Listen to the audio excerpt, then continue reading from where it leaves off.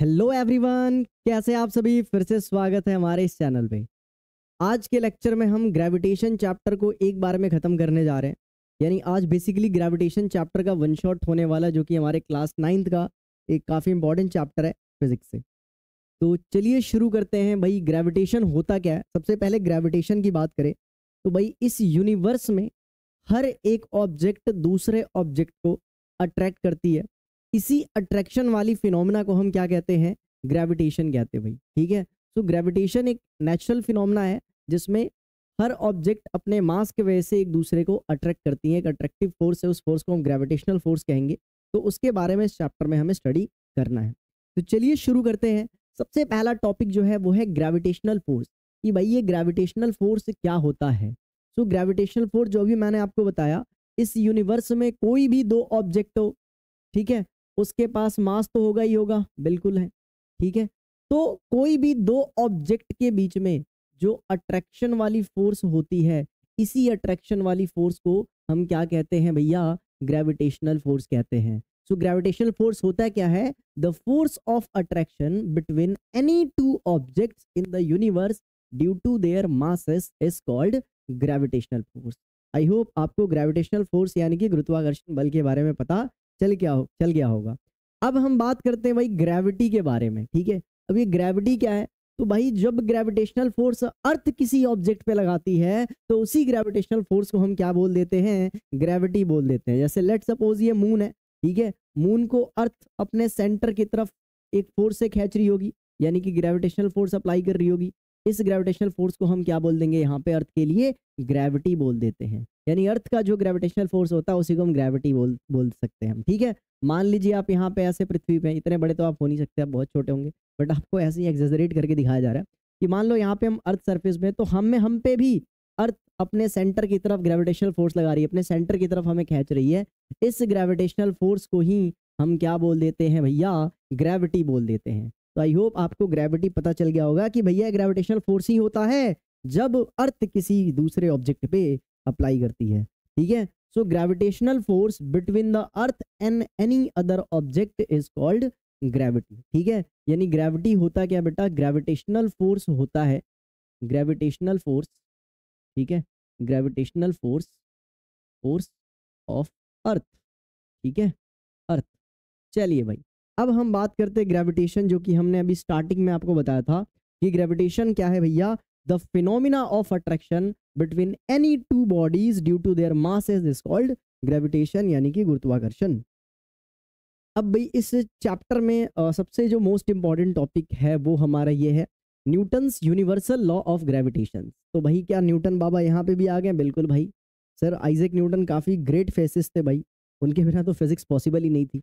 तो भाई sir Isaac Newton ने 1687 में एक लॉ प्रपोज करा था जो बताता था कि हमारे यूनिवर्स में कोई भी दो बॉडी है वो एक दूसरे को अट्रैक्ट करती है। इसी लॉ को उन्होंने नाम रखा Newton's universal law of gravitation. तो ये तो थोड़ा मतलब थ्योरेटिकल बातें हो गई। इसका जरा स्टेटमेंट पे बात करते हैं। जो ऑफिशियल स्टेटमेंट था, एक्चुअली जो मैथमेटिकल एक्सप्लेनेशन देता है वो ये वाला है। उन्होंने क्या ऑब्जर्व करा, उन्होंने ऑब्जर्व करा कि भाई मान लो कोई भी दो ऑब्जेक्ट है, ठीक है, कोई भी दो ऑब्जेक्ट है। लेट सपोज ये पहला ऑब्जेक्ट है, इसका मास हमने m1 मान लिया।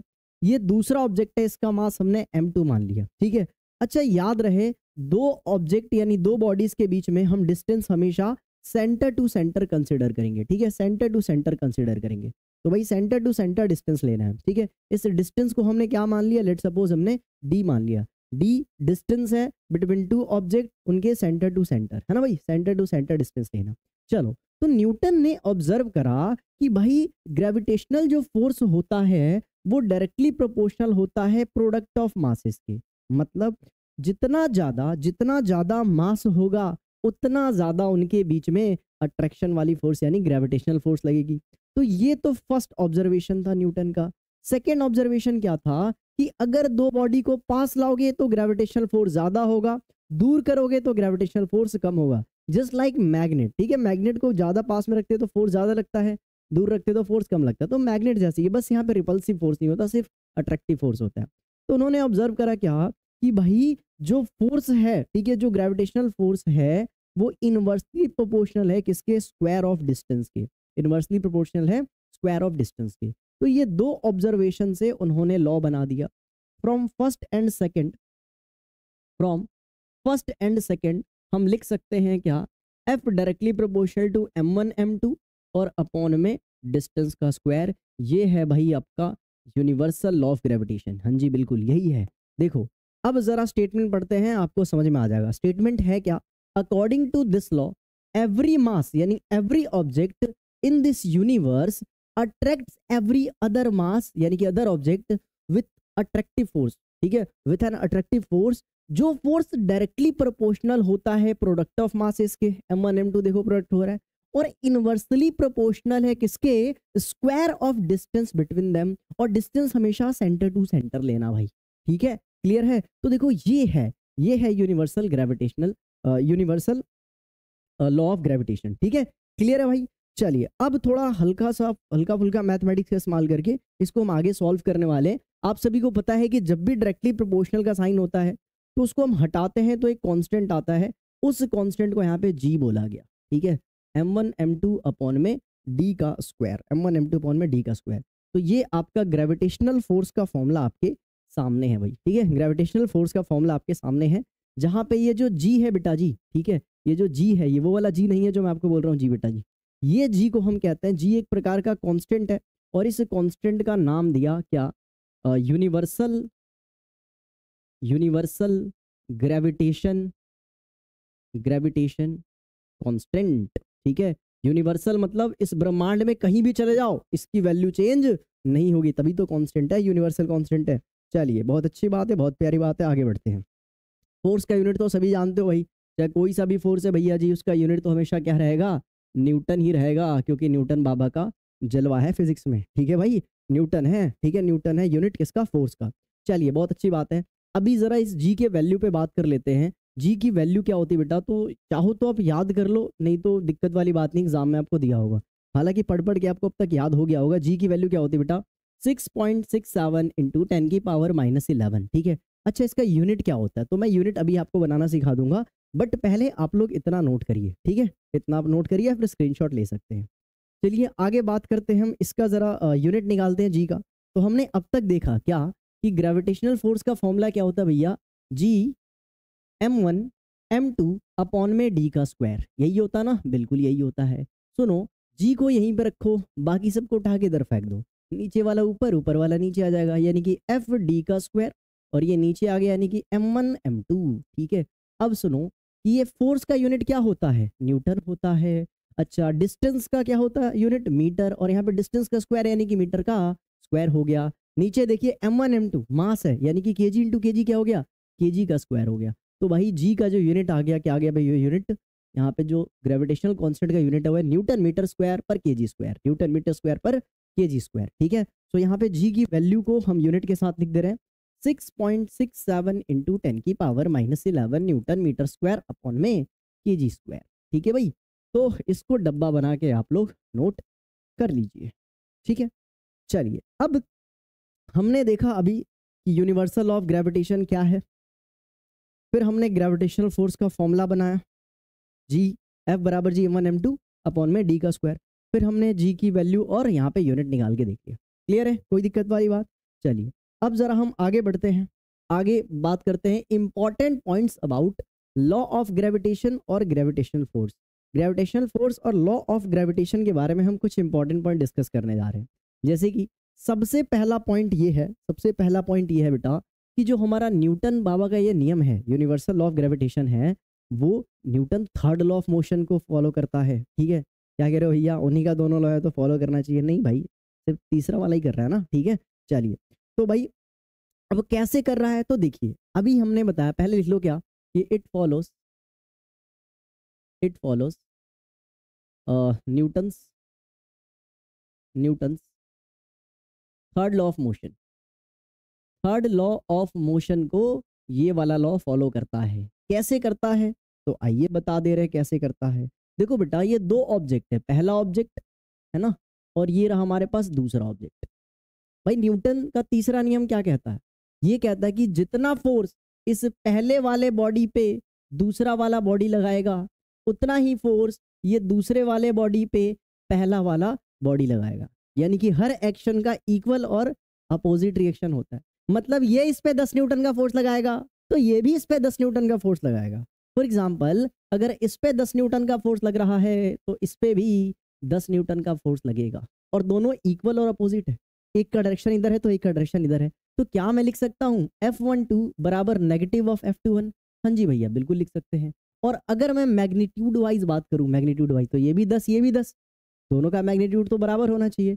तो भाई यहाँ पे कह सकते हैं कि F12 बराबर है F21 के, और यहाँ पे नेगेटिव साइन बता रहा है ऑपोजिट डायरेक्शन के बारे में। बट वही अगर मैग्नीट्यूड की बात करूँ मैं, ठीक है, तो मैग्नीट्यूड दोनों का क्या आने वाला है बेटा, मैग्नीट्यूड दोनों का बराबर आने वाला है, वो F के बराबर होगा। और F का फॉर्मूला क्या हो गया, Gm1m2 अपॉन में डिस्टेंस का स्क्वायर। तो इसको डब्बा बना के नोट कर लीजिए और याद रखिएगा कि न्यूटन बाबा का जो हमारा यूनिवर्सल लॉ ऑफ ग्रेविटेशन है वो थर्ड लॉ ऑफ मोशन को उनके फॉलो करता है। ठीक है, चलिए सेकंड पॉइंट हम डिस्कस करने जा रहे हैं कि जो लॉ ऑफ ग्रेविटेशन है अपना भाई, वो इनवर्स स्क्वायर लॉ को भी फॉलो करता है।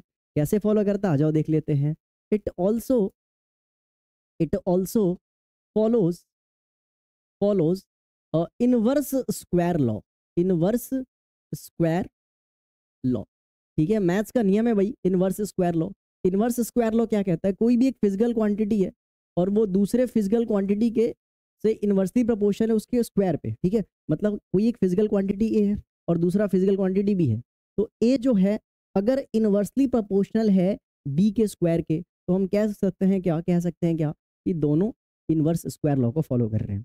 तो सेम रिजल्ट तो हमारा ग्रेविटेशनल फोर्स का भी तो सेम आया था कि जो ग्रेविटेशनल फोर्स होता है वो स्क्वायर ऑफ डिस्टेंस के इनवर्सली प्रोपोर्शनल होता है। तो देखो भाई, क्या ये इनवर्स स्क्वायर लॉ को फॉलो नहीं कर रहा है, बिल्कुल फॉलो कर रहा है, क्योंकि देख सकते हो यहाँ पे एक क्वांटिटी दूसरे क्वांटिटी के इनवर्स के स्क्वायर पे इनवर्सली प्रोपोर्शनल है। ठीक है, डिपेंड कर रहा है। चलिए, तो यहाँ पे हमने देख लिया कि भाई न्यूटन का जो यूनिवर्सल लॉ ऑफ ग्रेविटेशन है वो Newton third law of motion को भी फॉलो करता है, इनवर्स स्क्वायर लॉ को भी फॉलो करता है। ठीक है, क्लियर है दोनों को। अच्छा, आगे बात करते हैं। हमने जिस फोर्स के बारे में हमें पढ़ा था, कौन सा फोर्स था हमारा, ग्रेविटेशनल फोर्स था, है ना, ग्रेविटेशनल फोर्स था। तो भाई ये जो ग्रेविटेशनल फोर्स है ना, एक प्रकार का सेंट्रल फोर्स है। ठीक है, ग्रेविटेशनल फोर्स जीएफ, यहाँ पे मैं शॉर्ट में लिख रहा हूँ बेटा ग्रेविटेशनल फोर्स को, और पूरे चैप्टर में जीएफ शॉर्ट में ग्रेविटेशनल फोर्स को मैं लिखूंगा। ठीक है, तो gravitational force is a central force, ये एक प्रकार का सेंट्रल फोर्स है। क्यों भैया जी सेंट्रल फोर्स है, अभी तो बताया था आपको कि भाई ये दो बॉडी के सेंटर टू सेंटर जो लाइन ज्वाइन करते हैं उसी लाइन पे एक्ट करता है। ठीक है, उसी लाइन पे क्या करता है, ये एक्ट करता है। क्लियर है, कोई दिक्कत वाली बात, सेंटर टू सेंटर जो लाइन ज्वाइन करते हैं उन्हीं पे एक्ट करता है, इसलिए इसको सेंट्रल फोर्स कहा जाता है, ग्रेविटेशनल फोर्स को। ठीक है, चलिए तीसरा पॉइंट, थर्ड पॉइंट हम सॉरी थर्ड तो हो गया ना, फोर्थ, जो ग्रेविटेशनल फोर्स होता है बेटा जी वो हमेशा अट्रैक्टिव इन नेचर होता है। ठीक है, ये रिपल्सिव नहीं हो सकता मैग्नेट की तरह, ये सिर्फ अट्रैक्टिव होता है। तो gravitational force is always attractive in nature, attractive in nature, हमेशा अट्रैक्टिव होगा। पांचवा पॉइंट, हमारे यूनिवर्स में 4 फंडामेंटल फोर्स है। सबसे पहला स्ट्रॉन्ग न्यूक्लियर फोर्स, दूसरा वीक न्यूक्लियर फोर्स, ये दोनों न्यूक्लियर फोर्स कहते हैं, इन्हें न्यूक्लियस के रेंज में लगता है। ठीक है, तीसरा होता है इलेक्ट्रोमैग्नेटिक फोर्स, और चौथा जो होता है ग्रेविटेशनल फोर्स। तो इन चारों फोर्सेज में सबसे कमजोर जो फोर्स है, वीकेस्ट फंडामेंटल फोर्स है, वो ग्रेविटेशनल फोर्स है अपना। अच्छा भैया स्ट्रॉन्ग वाला कौन सा है, तो उसके नाम में स्ट्रॉन्ग था, वही सबसे ज्यादा स्ट्रॉन्ग है। Strong nuclear force is the strongest force of nature. तो यहाँ पे हम कह सकते हैं ग्रेविटेशनल फोर्स के बारे में क्या, कि बेसिकली ग्रेविटेशनल फोर्स जो होता है वो वीकेस्ट फंडामेंटल फोर्स होता है। ठीक है, gravitational force is the weakest, इकलौता ही तो है, it is the weakest fundamental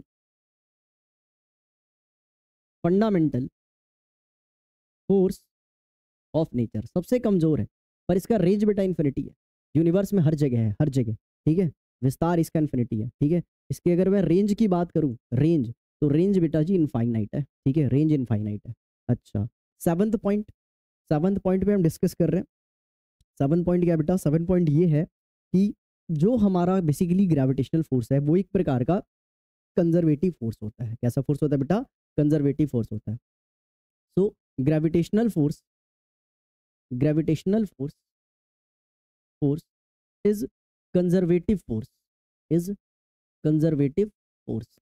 ठीक है, कंजर्वेटिव फोर्स है बेटा। अच्छा, कंजर्वेटिव फोर्स कौन से फोर्स कहलाते हैं बेटा, तो वो कोई भी फोर्स जिन पे जब हम जिससे हम वर्क डन करवाएं ना, और वो पाथ पे डिपेंड ना करें, ठीक है, पाथ पे डिपेंड ना करें, उस फोर्स को हम कंजर्वेटिव फोर्स कहते हैं। तो अभी के लिए आप इतना समझ लो, क्या कंजर्वेटिव फोर्स उन फोर्स को कहते हैं जिनके द्वारा जो वर्क डन होता है वो पाथ पे डिपेंड नहीं करता, ठीक है। तो ये बेसिकली क्या होता है, work done by gravitational force is independent of path, independent of path. मतलब मान के चलो ये ए पॉइंट है, ये बी पॉइंट है, आप वर्क डन यहाँ से यहाँ करवा लो, पहला पाथ हो गया। आप यहाँ से यहाँ करवा लो, दूसरा पाथ हो गया। आप ऐसे करवा लो वर्क डन, ठीक है। इस तीनों पाथ में वर्क डन क्या होगा, सेम होगा। अगर किस फोर्स के द्वारा वर्क डन करवा रहे हो, conservative force like gravitational force, ठीक है। तो चाहे वर्क डन आपका पहले रास्ते से हो, चाहे वर्क डन आपका दूसरे रास्ते हो, चाहे वो तीसरे रास्ते से हो, तीनों रास्तों में वर्क डन सेम आएगा, ठीक है। और अगर तीनों रास्ते में वर्क डन सेम आ रहा है, मतलब जिस फोर्स से वर्क करवा रहे हैं वो फोर्स कैसा फोर्स है बेटा, वो आपका कंजर्वेटिव फोर्स है। तो आप ऐसे समझ सकते हो कंजर्वेटिव फोर्स को, ठीक है।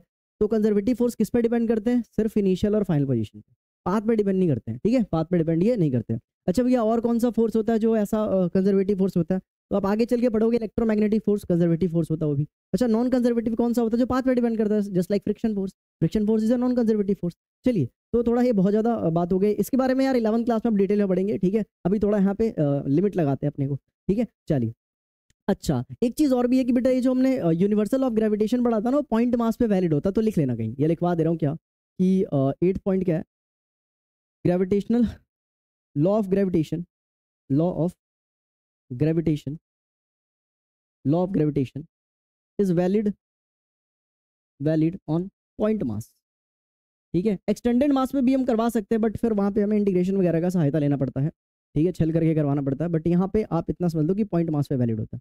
चलिए, 7 पॉइंट अगर आप याद कर लेते हैं, बहुत ज़्यादा है आपके लिए, बहुत ज़्यादा।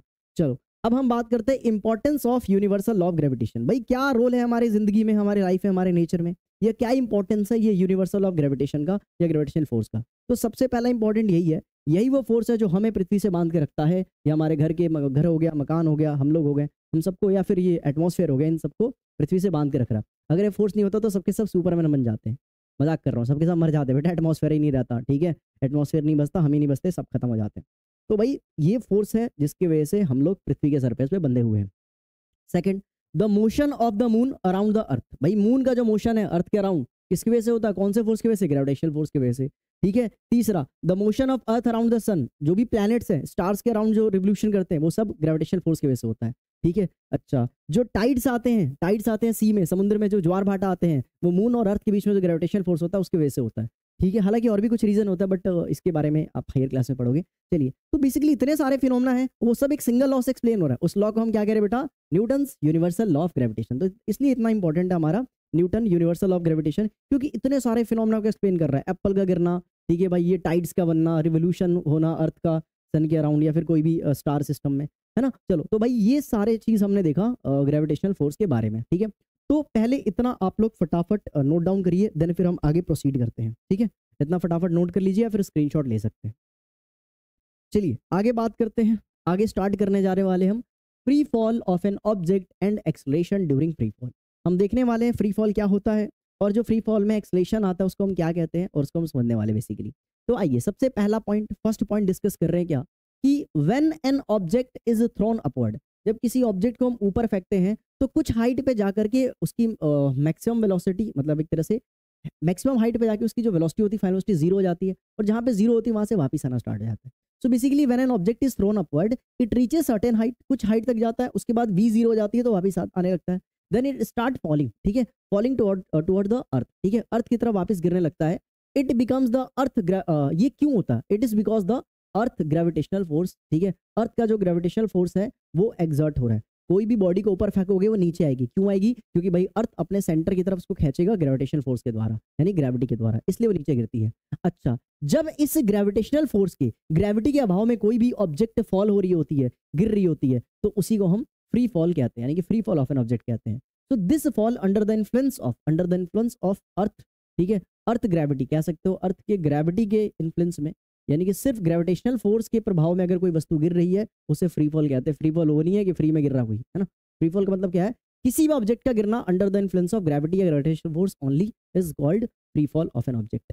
आगे, तो ये डेफिनेशन इंपॉर्टेंट था। तीसरा, ड्यूरिंग दिस फ्री फॉल जब ऑब्जेक्ट बेटा गिर रही होती है नीचे, ठीक है, जब ऑब्जेक्ट गिर रही होती है, ठीक है, नीचे ग्रेविटेशनल फोर्स के अभाव में, यानी कि इफेक्ट में, तो उस समय जो उस ऑब्जेक्ट के ऊपर एक्सेलरेशन आता है, उसी एक्सेलरेशन को छोटा जी कहते हैं, यानी कि एक्सेलरेशन ड्यू टू ग्रेविटी कहते हैं। एक्सेलरेशन ड्यू टू ग्रेविटी इसी को कहते हैं, ठीक है। और इसकी वैल्यू हम कैलकुलेट करने वाले, जो कि कितनी होती है 9.8 मीटर पर सेकंड का स्क्वायर। यूनिट मीटर पर सेकंड स्क्वायर क्यों आया? क्योंकि भाई है तो एक्सेलरेशन ही ना, तो एक्सेलरेशन का यूनिट आएगा। तो इसी बात को लिखा गया, during this free fall direction do not changes. जब ये फ्री फॉल हो रहा होता है ऑब्जेक्ट का, तो ऑब्जेक्ट का डायरेक्शन चेंज नहीं होता, डायरेक्शन हमेशा सेंटर ऑफ अर्थ की तरफ होता है। बट यहाँ पे वेलोसिटी कॉन्टिन्यूसली चेंज होती है, और जहां वेलोसिटी चेंज हुई, तो एक एक्सेलरेशन आ जाता है यहाँ पे, और उस एक्सेलरेशन को हम क्या कहते हैं? एक्सेलरेशन ड्यू टू ग्रेविटी, जिसको हम रिप्रेजेंट करते हैं छोटू सा जी से, ठीक है, स्मॉल जी से।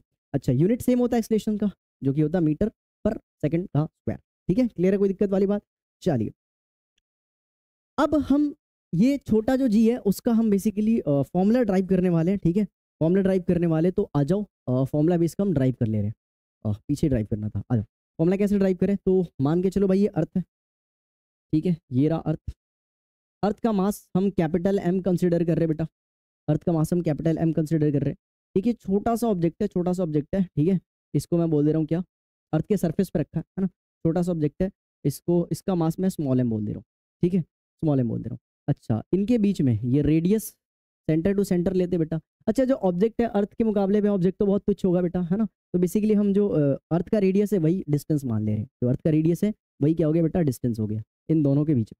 अच्छा देखिए, सो हमें जी का फॉर्मूला निकालना है, कैसे बनाएंगे? देखो, ये इस पे फोर्स लगाएगा, तो ये भी इस पे फोर्स लगाएगा, और जो ग्रेविटेशनल फोर्स होता है उसका फॉर्मूला क्या होता है? जी कैपिटल एम, दोनों के मास का प्रोडक्ट, यानी कैपिटल एम इंटू में स्मॉल एम, और अपॉन में डिस्टेंस, तो वही अर्थ का रेडियस होगा, क्योंकि यार ऑब्जेक्ट बहुत छोटा है तो उसका डिस्टेंस क्या ही मायने रखेगा, ठीक है, तो उसका रेडियस भी मायने नहीं रखेगा, तो यहाँ पे डी का स्क्वायर हो गया।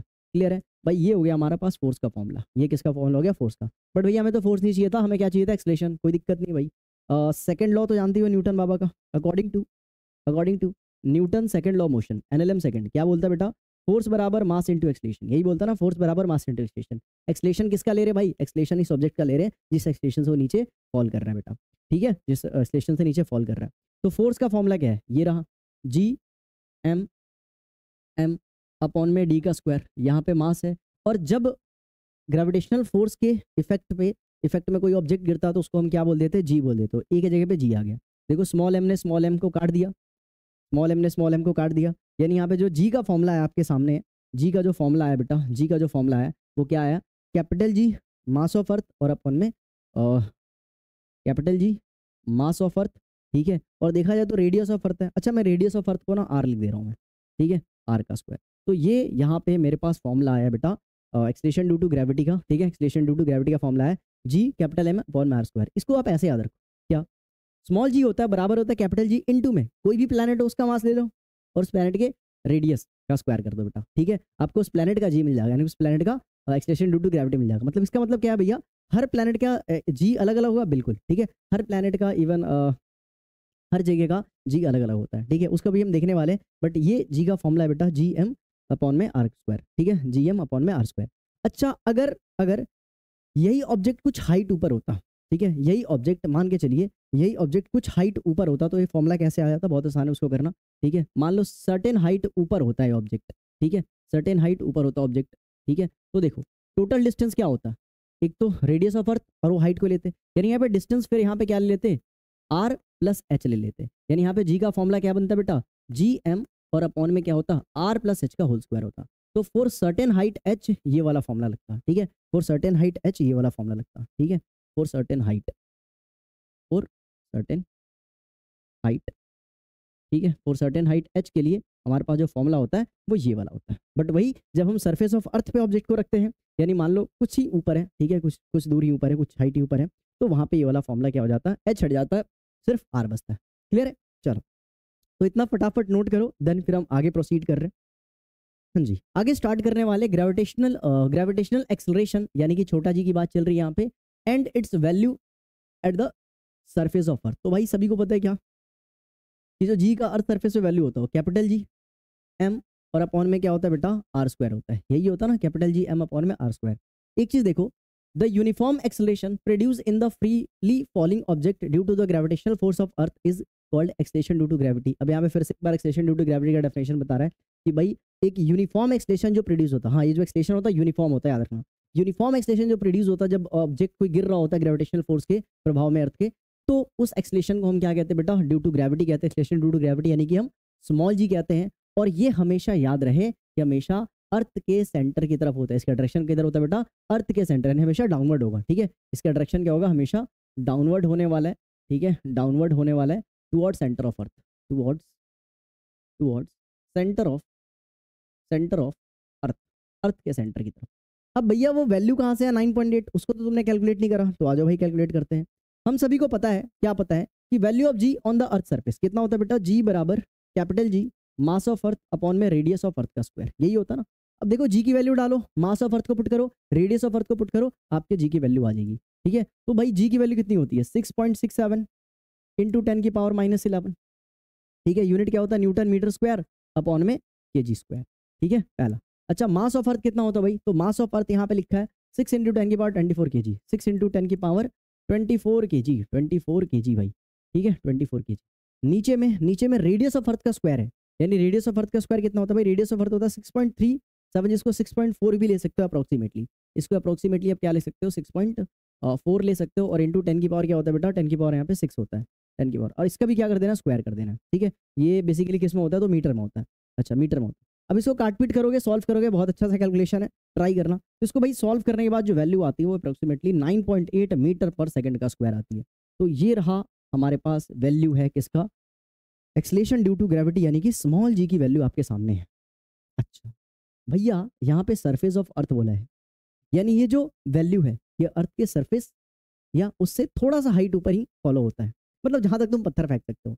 ठीक है, अब भाई अंतरिक्ष से पार थोड़ी कर दोगे पत्थर फेंक करके, ऐसा तो पॉसिबल नहीं है। तो जहां तक तुम पत्थर फेंक लो भाई, ठीक है, जहां तक तुम पत्थर फेंक लो वहां तक तुम्हारा सरफेस ऑफ अर्थ ही माना जाएगा। ठीक है, तो सरफेस ऑफ अर्थ पे जी की वैल्यू कितनी होती है 9.8 होती है, और ये मैक्सिमम वैल्यू होती है बेटा। ये जो 9.8 वैल्यू आई है ना, ये जो 9.8 वैल्यू मैक्सिमम वैल्यू होती है बेटा, मैक्सिमम वैल्यू ऑफ जी होती है, जो कि नियर या एट द सरफेस ऑफ अर्थ होती है। किधर होती है बेटा ये, एट द सरफेस ऑफ अर्थ।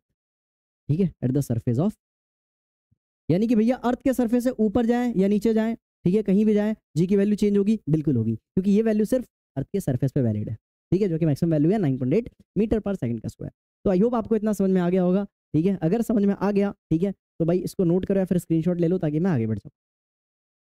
आइए आगे प्रोसीड करते हैं चैप्टर को। अब हम थोड़ा सा कंपैरिजन करने वाले हैं, ये छोटा जी और ये कैपिटल जी में क्या डिफरेंस होता है, ये कैपिटल जी और स्मॉल जी में क्या अंतर है, ये हम डिस्कस करने वाले हैं। एग्जाम में 1-2 नंबर में पूछ लिया जाता तो इसलिए इसको कर ले रहे हैं। तो डिफरेंस बिटवीन कैपिटल जी यानी कि ग्रेविटेशनल कांस्टेंट एंड छोटा जी यानी कि small G acceleration due to gravity.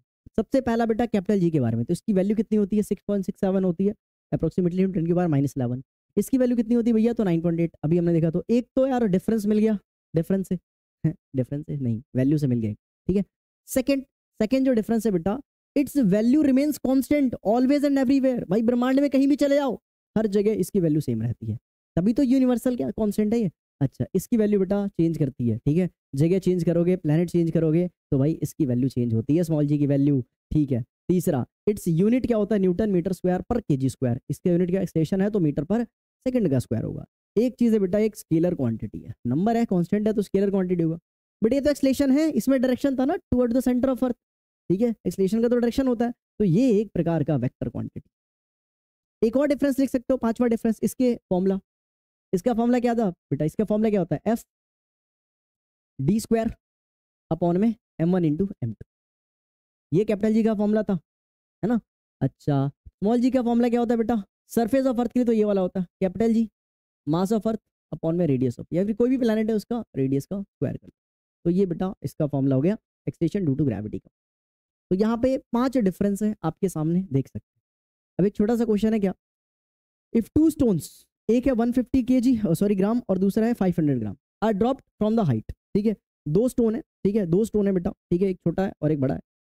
एक का वेट है कितना 150 और दूसरे का वेट है कितना 50 ग्राम। ये 150 है और दूसरे का 500 ग्राम है। अब बताओ दोनों को हमने सेम हाइट से छोड़ा तो सबसे पहले ग्राउंड पे कौन गिरेगा। तो देखो यार, अगर एयर रेजिस्टेंस वगैरह है तो डेफिनेटली वो बड़ा वाला गिरेगा। बट अगर आप वैक्यूम में इस एक्सपेरिमेंट को परफॉर्म करते हो, ठीक है, एयर वगैरह को हटा दो या नेग्लेक्ट कर दो, तो दोनों बॉडी सेम टाइम पे, ठीक है, सेम टाइम पे नीचे पहुंचेंगे। ऐसा क्यों? क्योंकि जो एक्सेलरेशन ड्यू टू ग्रेविटी होता है बेटा, जो एक्सेलरेशन ड्यू टू ग्रेविटी होता है ना, G m/r², वो प्लेनेट के मास पे डिपेंड करता है, ऑब्जेक्ट के मास पे डिपेंड नहीं करता है। यानी दोनों पे सेम एक्सेलरेशन लग रहा होगा, दोनों पे सेम एक्सेलरेशन लग रहा होगा, तो दोनों सेम टाइम पे नीचे पहुंचेंगे। क्यों? क्योंकि जो एक्सेलरेशन ड्यू टू ग्रेविटी होता है वो मास पे डिपेंड नहीं करता है। अब इसी को पॉइंट बना के लिखा गया 2 पॉइंट में। ये सबसे पहले गैलीलियो ने पता लगाया था फर्स्ट टाइम, उन्होंने डेमोस्ट्रेट करा था कि जो एक्सेलरेशन किसी भी ऑब्जेक्ट का होता है, जो गिर रहा होता है ऑब्जेक्ट, उसका जो गिरना है अर्थ के सेंटर की तरफ, वो डिपेंड नहीं करता मास पे, मास पे, ऑब्जेक्ट के मास पे डिपेंड नहीं करता, ठीक है। सो stone of the mass 150 gram and 500 gram will reach the earth surface together, क्योंकि दोनों में जो एक्सेलरेशन ड्यू टू ग्रेविटी है वो मास पे डिपेंड नहीं कर रहा है, कितना बड़ा, कितना छोटा हो, कितना भारी हो, दोनों के दोनों पे सेम एक्सेलरेशन लगेगा और वो सेम टाइम पे नीचे पहुंचेंगे। क्लियर है? चलिए, तो इतना फटाफट नोट कर लीजिए। हाँ जी, अब हम क्या पढ़ने वाले बेटा? तो अब हम इक्वेशन ऑफ मोशन, ठीक है, इक्वेशन ऑफ मोशन को इस चैप्टर में दोबारा हम लेके आए भाई, ठीक है, दोबारा इंट्रोड्यूस करवाने वाले हैं। क्यों इंट्रोड्यूस करवाने वाले? क्योंकि अभी हमने देखा था यहाँ पे एक्सेलरेशन ड्यू टू ग्रेविटी जो होता है उसकी वैल्यू कांस्टेंट होती है 9.8 मीटर पर स्क्वायर, और अगर एक्सेलरेशन कांस्टेंट है, अगर equation acceleration due to gravity यानी कि एक्सेलरेशन की वैल्यू यहाँ पे कांस्टेंट है, तो यहाँ पे हम अप्लाई कर सकते हैं क्या? अप्लाई कर सकते हैं क्या? अप्लाई कर सकते हैं इक्वेशन ऑफ मोशन, यानी कि हम काइनेमेटिक इक्वेशन को यहाँ पे हम अप्लाई कर सकते हैं, यानी उसी को हम करने जा रहे हैं, ठीक है। तो equation of motion when an object is falling freely, object भाई गिर रहा है टुवर्ड द सेंटर ऑफ अर्थ, ठीक है, या तो हम नीचे गिरा रहे हैं ऑब्जेक्ट को, नहीं तो हम ऊपर फेंक रहे हैं, ठीक है।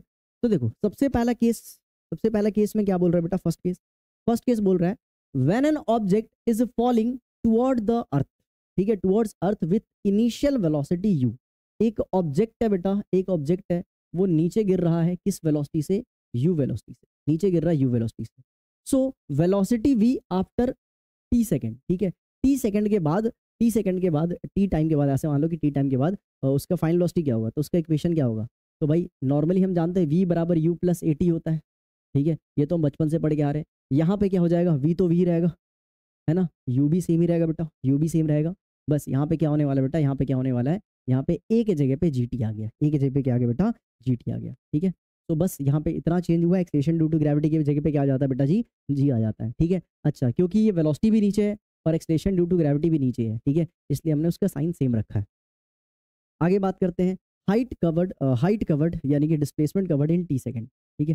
टी सेकंड के बाद डिस्प्लेसमेंट कितना कवर होने वाला है, तो उसका फॉर्मूला कैसे होगा भाई? यहाँ पे कैसे होगा? तो देखो एस बराबर, अब एस देखो हाइट में चेंज हो रहा है डिस्प्लेसमेंट, यानी एच बराबर U T plus half eighty, नहीं यहाँ पे जी टी का स्क्वायर हो जाएगा, एटी नहीं, यहाँ पे क्या हो जाएगा बेटा जी? जी टी का स्क्वायर होगा, ठीक है। अच्छा, relation between V and U when when when when when T is not when T is not mention, अगर टाइम नहीं दिया हो तो कौन सा इक्वेशन ऑफ मोशन आने वाला? तो भाई वही लास्ट वाला बच रहा हमारे पास, कौन सा? V square minus U square equals to 2, यहाँ पे क्या आ जाएगा? ए के जगह पे जी आ जाएगा और एस के जगह पे एच आ जाएगा, तो हमारे पास थर्ड इक्वेशन ऑफ मोशन यहाँ पे आ चुका है। बस यहाँ पे कुछ नहीं करना था आपको, ए के जगह पे जी रख देना बेटा, है ना, और एस के जगह पे एच रख देना है, आपका इक्वेशन ऑफ मोशन इस चैप्टर के लिए मॉडिफाई हो गया, ठीक है, फ्री फॉल के लिए मॉडिफाई हो चुका है। तो इतना नोट करिए, देन फिर हम आगे प्रोसीड करते हैं चैप्टर को। हाँ जी, आगे बात करते हैं case 2, when object is falling from rest position, ठीक है, रेस्ट पोजीशन से ऑब्जेक्ट फॉल हो रहा है, रेस्ट पोजीशन से, यानी कोई यहाँ पे इसको स्टोन को ना ड्रॉप कर रहा है रेस्ट से। अच्छा, रेस्ट से ड्रॉप कर रहा है, तो यू क्या हो जाएगा बेटा जी? 0 हो जाएगा। तब वेलोसिटी का इक्वेशन क्या आएगा टी टाइम बाद? तो देखो v बराबर u प्लस जी टी, यहाँ पे u तो 0 हो गया, तो सिंपली v बराबर क्या हो गया? gt हो गया, v बराबर हो गया gt। अच्छा, अगर आपसे कोई पूछ ले कितने टाइम बाद नीचे गिरेगा, तो यहाँ पे टाइम का फॉर्मूला बन जाएगा। टाइम का फॉर्मूला क्या बन जाएगा बेटा? बेसिकली वेलोसिटी अपॉन में टाइम, सॉरी क्या लिख दिया मैंने, हाँ, यहाँ पे वेलोसिटी का फॉर्मूला क्या बना है? v बराबर में gt बन गया, तो टाइम क्या हो गया? v बाय जी हो जाएगा, ठीक है, ऐसे निकाल सकते हो। अब देखो height covered in T second में हाइट कितना कवर हुआ, यानी डिस्प्लेसमेंट कितना हुआ, तो आप इसको ऐसे कर सकते हो क्या? हाइट यहाँ पे निकालना, ठीक है। सो बेसिकली दूसरा इक्वेशन कौन सा था? एच बराबर U T plus half G T square. अच्छा, ध्यान से देखिए भाई, इनिशियल वेलोसिटी 0 था, तो पूरा टर्म 0 हो गया, यानी यहाँ पे हाइट का फॉर्मूला क्या बन गया? हाफ जी टी स्क्वायर, ठीक है, तो यहाँ पे हाइट का फॉर्मूला बन चुका है। नेक्स्ट फिर बात करते हैं relation between V and U, ठीक है। V एंड U का रिलेशन चाहिए मेरे को, A का रिलेशन चाहिए, U तो 0 हो जाएगा जब यहाँ पे टाइम मेंशन नहीं हो, when T is not mention. तो T मेंशन नहीं है तो क्या होने वाला है भाई, तो V square minus U square बराबर 2GH। भाई U तो 0 हो गया ना, यहाँ पे देखो इनिशियल वेलोसिटी 0 है, तो बेसिकली यहाँ पे V स्क्वायर का रिलेशन जो आ रहा है वो कितना आ रहा है, 2GH आ रहा है। तो भाई ये तीनों रिलेशन आपके सामने लाके मैं रख चुका हूँ। अब चलिए केस 3 की तरफ बढ़ रहे भाई। केस 3 क्या कह रहा है, केस 3 क्या कह रहा है, when an object is thrown vertically upward, object के ऊपर फेंक रहे हैं with initial velocity u, the gravitational acceleration will be negative. हाँ सिंपल सी बात है भाई, जब हम ऑब्जेक्ट को ऊपर फेंक रहे हैं एक इनिशियल वेलोसिटी से, तो इस टाइम एक्सलेशन तो हमेशा नीचे ही लगेगा ना, और वो एक्सलेशन क्या आएगा बेटा, नेगेटिव आएगा। वो एक्सलेशन क्या आएगा, नेगेटिव आएगा। इसको बस दिमाग में रखना, जब ऑब्जेक्ट के ऊपर फेंकते हैं तो ए तो हमेशा एक्सलेशन तो नीचे लग रहा है, यानी ऑपोजिट लग रहा है, इसलिए नेगेटिव साइन डाल दिया जाता है, और कुछ यहाँ पे खास बात नहीं है। चलिए तो अब इस केस में वेलोसिटी का एक्सप्रेशन क्या आ जाएगा, तो बस जी की जगह पे एक नेगेटिव साइन आ जाएगा, यानी कि v बराबर यू माइनस का gt आ गया। ठीक है, बस जी की जगह पे माइनस ही रख दिया हमने। अच्छा हाइट यानी कि h वाला रिलेशन कैसे आएगा, तो h बराबर ut कैसे था, ut s बराबर ut plus half eighty square होता ना, बस यहाँ पे माइनस का क्या आ जाएगा, माइनस का हाफ gt स्क्वायर आएगा, क्योंकि यहाँ पे g नेगेटिव है, प्लस माइनस यहाँ पे माइनस हो गया। क्लियर है। चलिए अच्छा रिलेशन वाला फॉर्मूला क्या आ जाएगा, तो यहाँ पे v square minus U square बराबर नेगेटिव का 2gh आ गया। ठीक है, यहाँ पे नेगेटिव आ गया साइन भाई, बस इतना चेंजेस आता है जब ऑब्जेक्ट ऊपर फेंकते हैं तो। ठीक है, चलिए फटाफट इतना नोट डाउन कर लीजिए, देन फिर हम आगे बढ़ रहे हैं। आगे स्टार्ट करने वाले हैं, मास के बारे में पढ़ने जा रहे हैं। ठीक है, मास और वेट के बारे में पढ़ने जा रहे हैं बेटा, मास और वेट के बारे में पढ़ने जा रहे हैं। चलो ठीक है, मास और वेट के बारे में पढ़ लेते हैं। भाई मास क्या होता है, तो मास बताता है कि किसी ऑब्जेक्ट के अंदर कितना मैटर पार्टिकल, या किसी मैटर के अंदर कितना पार्टिकल प्रेजेंट है, यानी अमाउंट ऑफ मैटर ऑक्यूपाइड। ठीक है, ऑक्यूपाइड इन अ सब्सटेंस, ऐसे कह सकते हो, amount of particle occupied in a matter is called mass. Mass क्या होता है, mass of a body is the quantity of matter content it. ठीक है, कितना मैटर किसी बॉडी के अंदर, कितना पार्टिकल किसी बॉडी के अंदर कंटेन है, उसको हम मास कहते हैं। ठीक है, पहला पॉइंट। मास एक प्रकार का बेटा स्केलर क्वांटिटी होता है which has only magnitude and no direction. Mass के पास कोई डायरेक्शन नहीं होता बेटा, क्योंकि ये स्केलर क्वांटिटी होता है। ठीक है, और मास का फॉर्मूला क्या होता है, तो बेटा याद कर लेना, माता वैष्णो देवी, माता वैष्णो देवी, ये याद कर लेना बस मास का फॉर्मूला। ठीक है, एम से क्या भाई मास, वी से क्या हो गया वॉल्यूम, और डी से क्या हो गया डेंसिटी। डी से क्या हो गया डेंसिटी। भाई साहब डेंसिटी को कभी कभार रो से भी रिप्रेजेंट, कभी क्या ज्यादातर रो से रिप्रेजेंट करते हैं। यहाँ पे डेंसिटी का फॉर्मूला आ गया, इसको नीचे फेंक दो, मास पर यूनिट वॉल्यूम। ठीक है, डेंसिटी का फॉर्मूला क्या आ गया, मास पर यूनिट वॉल्यूम। तो यहाँ पे लिख सकते हैं mass per unit volume is called density. Mass mass per unit volume, mass per unit volume is called density. और यूनिट क्या होने वाला भाई, इसका यूनिट क्या होने वाला है, तो ऊपर मास है, मास का यूनिट क्या होता है केजी, है ना, मास का यूनिट क्या होता है केजी, तो केजी पर मीटर क्यूब, केजी पर मीटर क्यूब हो सकता है बेटा। ठीक है, तो ये हमारे पास डेंसिटी का फॉर्मूला हो गया और मास का फॉर्मूला हो गया। क्लियर है, कोई दिक्कत वाली बात। चलिए वेट क्या होता है बेटा, वेट क्या होता है, तो वेट बेसिकली क्या होता है, वेट ग्रेविटेशनल फोर्स ही होता है। ठीक है, ग्रेविटेशनल फोर्स को हम क्या कहते हैं, वेट कहते हैं, जो जो जिस फोर्स से अर्थ हर ऑब्जेक्ट को सेंटर की तरफ खींच रही होती है। तो the force with which an object is attracted toward the centre of earth is called wait of the object. ठीक है, तो आइए जरा वेट के बारे में लिख दे रहे हैं। भाई वेट है क्या, फोर्स ही तो है, वेट है क्या बेटा, फोर्स ही तो है, और फोर्स का फॉर्मूला क्या होता है, मास इंटू एक्सलेशन। बट यहाँ पे कौन सा एक्सलेशन लग रहा है, नीचे में जी लग रहा है ना, तो यहाँ पे ए की जगह पे जी आ जाएगा, यानी वेट का फॉर्मूला बन गया म्यूजिक mg। ठीक है भाई, यहाँ पे mg आ गया फॉर्मूला। ठीक है, तो ये W से वेट हो गया, M से मास हो गया। ठीक है, और G से क्या हो गया acceleration due to gravity, acceleration due to gravity. और G का वैल्यू क्या होता है बेटा, G का वैल्यू होता है 9.8 मीटर पर सेकंड का स्क्वायर। जब क्वेश्चन में 10 की वैल्यू दिया हो तो 10 ले लिया करो, कैलकुलेशन ईजी होता है, बट ना दिया हो तो 9.8 मीटर पर सेकंड का स्क्वायर ही लोगे वैल्यू। ठीक है, अच्छा W से वेट हो गया, वेट का यूनिट क्या है, तो भाई वेट है क्या, वेट फोर्स ही तो है, तो इसका यूनिट क्या होगा न्यूटन। यूनिट क्या होगा बेटा इसका, न्यूटन होगा, न्यूटन। चलिए तो इतना आप लोग फटाफट नोट करिए। ठीक है, इतना नोट करिए, फिर स्क्रीनशॉट ले लीजिए, देन फिर हम आगे चैप्टर को प्रोसीड कर रहे हैं। अच्छा एक चीज़ याद रखिए कि वेट तो फोर्स ही है, और फोर्स तो वेक्टर क्वांटिटी होता है, तो वेट भी क्या होगा वेक्टर क्वांटिटी होगा, इसके पास डायरेक्शन है टुवर्ड द सेंटर ऑफ अर्थ। अब जरा डिफरेंस कर लेते हैं भाई, मास और वेट में इसमें डिफरेंस पूछा जा सकता है। तो भाई मास क्या होता है? We can measure mass of an object by its inertia. हम इनर्शिया से मास को मेजर कर सकते हैं, क्योंकि हम लॉज ऑफ मोशन में पढ़ चुके हैं कि इनर्शिया क्या होता है, इनडायरेक्ट मेजर ऑफ मास होता है। अच्छा, वेट क्या होता है? मास को एक्सेलेरेशन ड्यू टू ग्रेविटी से मल्टीप्लाई करके आप वेट मेजर कर सकते हो, ठीक है। मास, बस मास को जी से मल्टीप्लाई कर दो, आपका वेट आ जाएगा किसी भी प्लेनेट पे।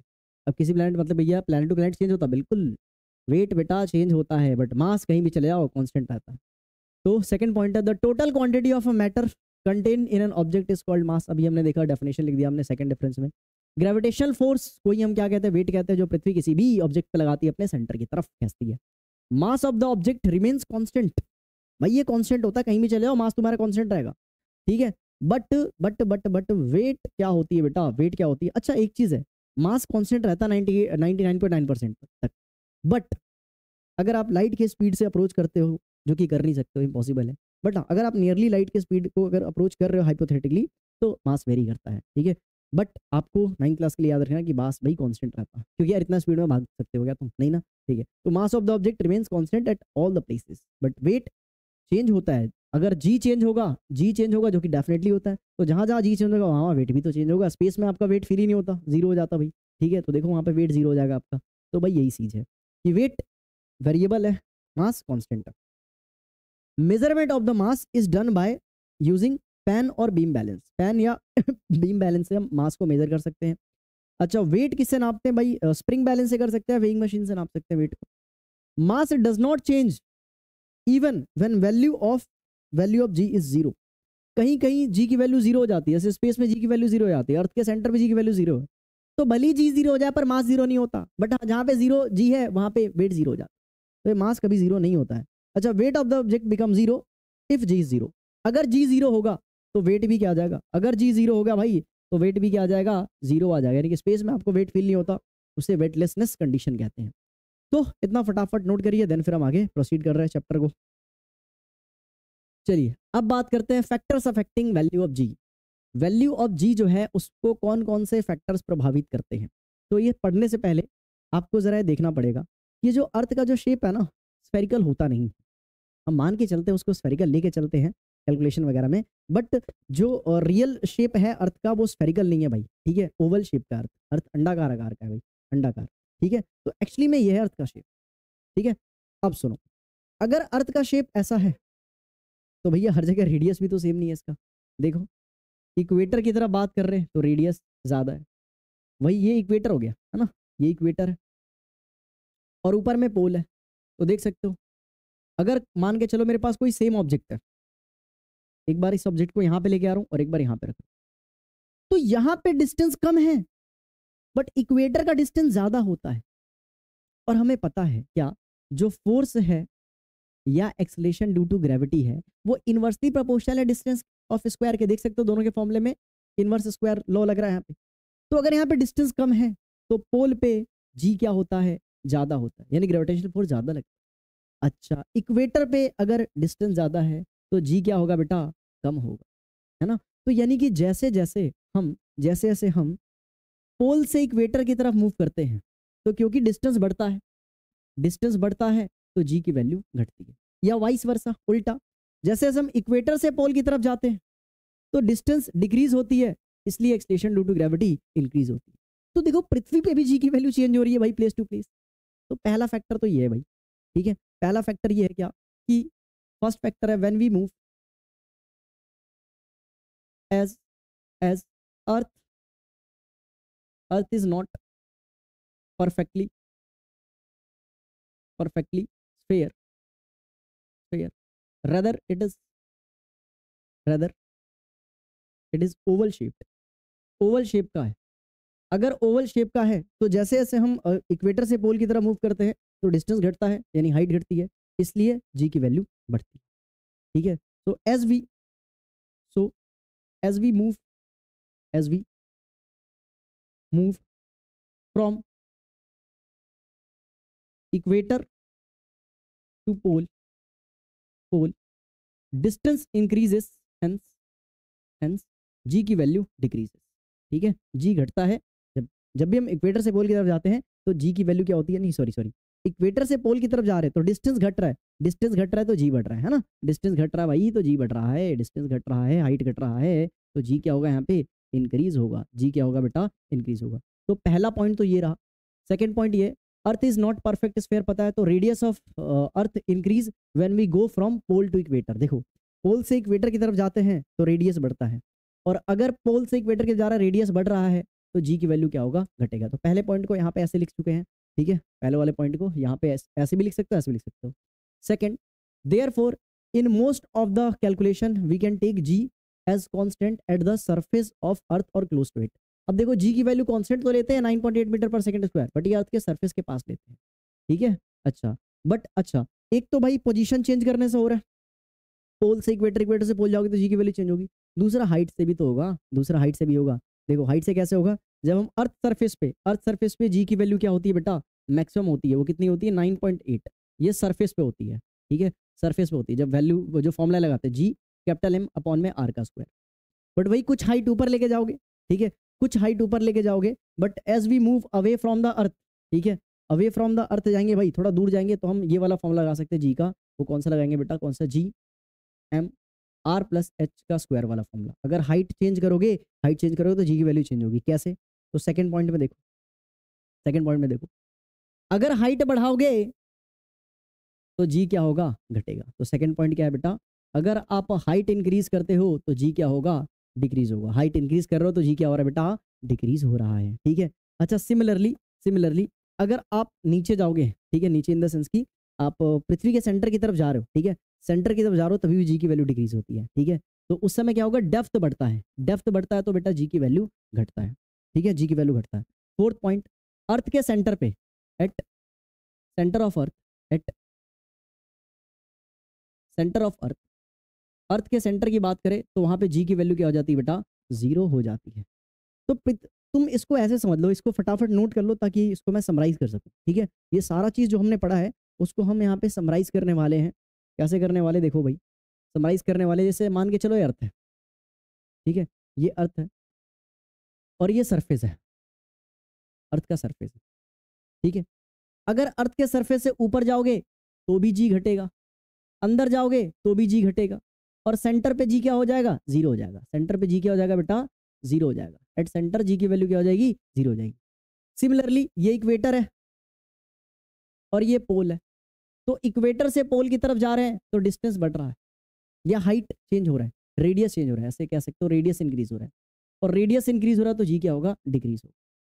अच्छा वही कुछ ज्यादा ही ऊपर चले आओ, एकदम आउटर स्पेस में चले आओ, स्पेस में चले आओ तो वहां पे भी जी क्या हो जाएगी बेटा, जीरो हो जाएगी। वहां पे जी क्या हो जाएगी, जीरो। तो भैया मैक्सिमम कहाँ होती है, ठीक है, मैक्सिमम तुम्हारे सरफेस पे होती है जो कि 9.8 मीटर पर सेकंड का स्क्वायर। आई होप आपको समझ में आ गया होगा कि भाई जी कैसे चेंज होता है और कौन कौन से फैक्टर पे कौन कौन से फैक्टर से अफेक्ट होता है, ठीक है। तो इतना फटाफट नोट डाउन कर लीजिए ताकि हम चैप्टर को आगे प्रोसीड कर सकें। चलो अब हम पढ़ने वाले क्या, calculate the value of G at the height of 12,800 kilometre, 12,800 kilometre from the earth, from the centre of the earth, ठीक है। और रेडियस ऑफ अर्थ क्या दे रखा है, 6400, ठीक है। ड्रॉ इट्स इंटरप्रिटेशन, ठीक है। इससे तुम्हें क्या समझ में आता है वो भी पता करना है। तो देखो भाई सिंपल सी बात क्या है, आपको जी की वैल्यू कैलकुलेट करनी है, कितना हाइट ऊपर, कितना हाइट ऊपर, तो यहाँ पे हाइट की वैल्यू दे रखा है कितना, 12,800 किलोमीटर, ठीक है, इतना है। और रेडियस ऑफ अर्थ कितना होता है भाई, रेडियस ऑफ अर्थ कितना होता, 6400 किलोमीटर, 6400 किलोमीटर होता है, ठीक है, 6400 किलोमीटर होता है, क्लियर है भाई। तो इस वाले पॉइंट पे जी की वैल्यू क्या होगी आपको पता करना है। तो कुछ नहीं, बस आपको वैल्यू डालना है, आप सॉल्व कर सकते हो जी की वैल्यू वहाँ पे क्या होने वाला है। बट या तो आप इससे टोटली न्यूमेरिकल निकाल के, मतलब एक न्यूमेरिकल वैल्यू आएगा उससे कंपेयर कर सकते हो कि जी बढ़ रही है घट रही है, जो कि ऑब्वियसली घटेगी, है ना। या फिर एक इससे ऐसे भी समझ सकते हो क्या कि पहले तुम निकाल लो यहाँ पे अर्थ सरफेस पे और फिर एच हाइट पे निकाल लो, ठीक है, और देखो कितना गुना बढ़ा है कितना गुना घटा है। तो ये टाइम से हम समझने वाले हैं। अगर मैं सरफेस की बात बोलूँ, ठीक है, at earth surface, earth surface पे फॉर्मूला क्या होता है जी का, वो कैपिटल जी एम अपॉन में रेडियस का स्क्वायर होता है, यही होता है ना फॉर्मूला, ठीक है भाई, बिल्कुल यही होता है फर्स्ट। अब जरा ध्यान से देखो, ये जो हाइट है रेडियस ऑफ अर्थ से कितना गुना ज्यादा है, ठीक है, सॉल्व करके देख लो भाई। तो 12,800 अपॉन में 64 00, ये कट गया, ठीक है। और यहाँ पे कितने टाइम्स में कट रहा है, आई थिंक ये 2 टाइम्स में कट रहा है, देखना जरा। हाँ जी, 2 टाइम्स में कट रहा है ना, 64 इंटू 2 कितना हो जाएगा, 8 हो जाएगा, 12। हाँ, तो ध्यान से देखो, ध्यान से देखो, ध्यान से देखो। तो ये जो हमने हाइट लिया है वो रेडियस ऑफ अर्थ का डबल है, वो रेडियस ऑफ अर्थ का क्या बेटा, डबल है। तो at at H height, H height, ये जो हाइट हमने लिया है, ये जो हाइट लिया है वो क्या बेटा, डबल है रेडियस ऑफ अर्थ। आप देख सकते हो बेटा, ये इससे डबल है ना। तो एच हाइट पे जरा जी की वैल्यू निकालते हैं, जी की वैल्यू निकालते हैं, तो जी एम, और यहाँ पे हाइट ये पे क्या लिख देंगे, 2r का स्क्वायर हो जाएगा, 2r का स्क्वायर यानी कि जी एम, और यहाँ पे 4r का स्क्वायर हो गया। जरा देखो ये फर्स्ट इक्वेशन से मैच कर रहा है, G M upon R square. तो लिखो यहाँ पे from from equation first, from equation first यहाँ पे लिख सकते हैं जी बराबर यहाँ पे क्या हो गया, जी ये कहाँ पे है, सरफेस का है, सरफेस का निकाल रहे हैं एच हाइट पे, ये एच हाइट पे निकाल रहे हैं, सॉरी ये एच हाइट पे निकाल रहे हैं, ठीक है। जी एट एच हाइट क्या हो जाएगा बेटा, जी एट सरफेस के, जी एट सरफेस के, जी एट सरफेस के, ये पूरा क्या है, जी एट सरफेस है, देखो ना ये पूरा जी एट सरफेस है, और नीचे क्या बेटा, तो अगर हमने हाइट को रेडियस ऑफ अर्थ के तुलना में डबल करा तो जी 4 गुना कम हो गया बेटा, यहाँ पे देख सकते हैं। यानी अगर आप ये देखो, इससे इस क्वेश्चन से क्या सीखने को मिला, इस क्वेश्चन से ये सीखने को मिला कि बेटा अगर आप हाइट बढ़ाओगे तो जी आपका घटेगा, ठीक है, हाइट बढ़ाओगे तो जी आपका घटेगा। तो एक तो तरीका था क्या कि आप यहाँ पे जी की वैल्यू निकाल लेते, इस वाले वैल्यू में पुट करके सारी चीजें, एक यहाँ पे वैल्यू निकाल सकते थे जी एम अपॉन में आर प्लस एच का स्क्वायर करके, और दोनों को कंपेयर कर लो, और एक ऐसे भी कर सकते थे आप, ठीक है। वो मैंने देखा कि यार इसके डबल है तो फटाफट वैल्यू पुट करो, उससे आपका रिजल्ट आ जाएगा जल्दी। तो इससे भी हम क्या कर सकते हैं, इंटरप्रिटेशन कर सकते थे, जो कि हमने इंटरप्रिटेशन करके दिखा दिया। तो आप लोग इतना फटाफट नोट करिए, देन फिर हम आगे प्रोसीड कर रहे हैं चैप्टर को। अब भाई क्या बच रहा है इस चैप्टर में, अब एक छोटा सा एक क्वेश्चन आता है जिसको प्रूफ करना होता है कि यार जो अर्थ पे acceleration due to sorry earth पे जो एक्सलेशन ड्यू टू ग्रेविटी है वो मून के कंपैरिजन में है तो 6 टाइम्स है, या फिर वाइस वर्सा कि जो मून पे एक्सलेशन ड्यू टू ग्रेविटी है वो अर्थ के तुलना में क्या होता है, 1/6 होता है। इस वाले डाटा को हमें क्या करना बेटा, प्रूफ करके दिखाना है। तो आइए जरा फटाफट प्रूफ करते हैं।